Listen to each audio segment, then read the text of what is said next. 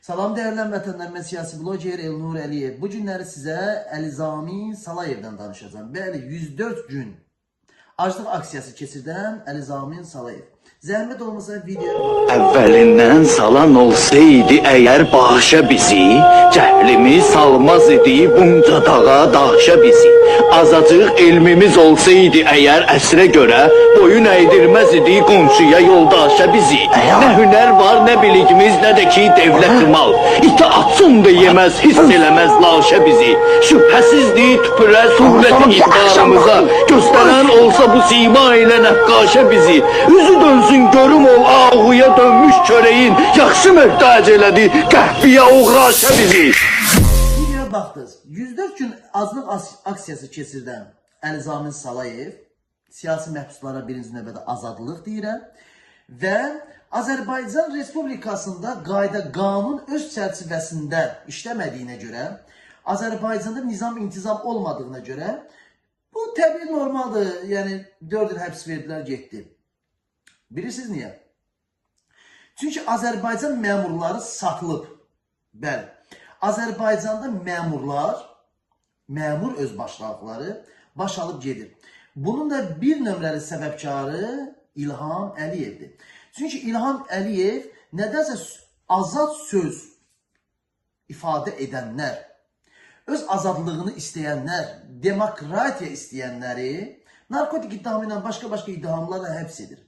Və həbsxanadan çıxmağa imkan vermir ha. Bəli.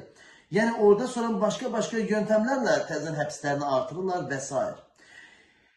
Bunun da yenə də zəifçiliyi, bax Əlizamin bəyin də belə deyim, həbsinin səbəbkarı 4 il, yəni buna həbs kəsdilər.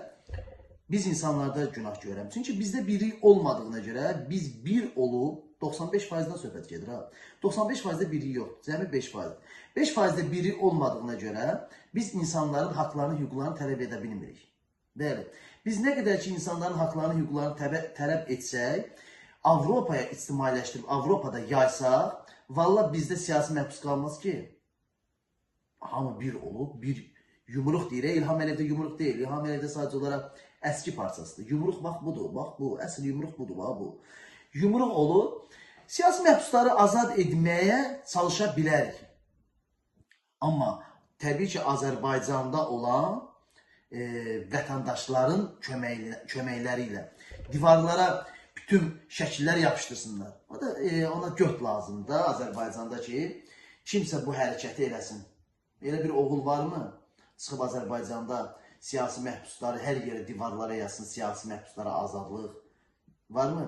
Və yaxud da ki, elə bir insanlar varmı ki, sosial şəbəkələrdə beləsinə videolar, roliklər çəksin, söyüşsüz, təhqirsiz, azadlıqda olan siyasi məhbuslara azadlıq istəsinlər? Hə? Var elə bir adam. Varsa, valla, çəkin, göndərin mənə, mən səhifələrimdə paylaşım hamısını. Deyim ki, sizə halaldır. Mən həmişə dəfələrlə bunu vurgulamışam, öz canlı yayımlarımda da vurgulamışam ki, siz video çəkin, paylaşın, paylaşmayın, video çəkin, rolik çəkin, göndərin mənə, mən özüm paylaşacağım. Fərqi yoxdur, sən orada nədən söhbət eləyəcəksən, amma dəyərli bir şeydən söhbət elə.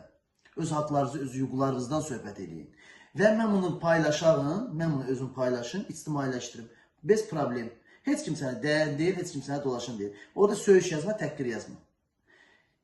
Deyə bilərlər, Azərbaycanda olsa söz azadlığı yoxdur. Təbii ki, bu hamımız bilirik ki, bu günləri Azərbaycanda söz azadlığı olsaydı, bu günləri Əlizami bəyin özü həbsdə olmazdı. Başqaları həbsdə olmazdı, qeyrisi həbsdə olmazdı.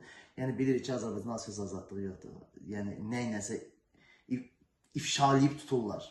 Yəni qanunumuz yoxdur. Çünki biz zəif millətik, aciz millətik ona görə.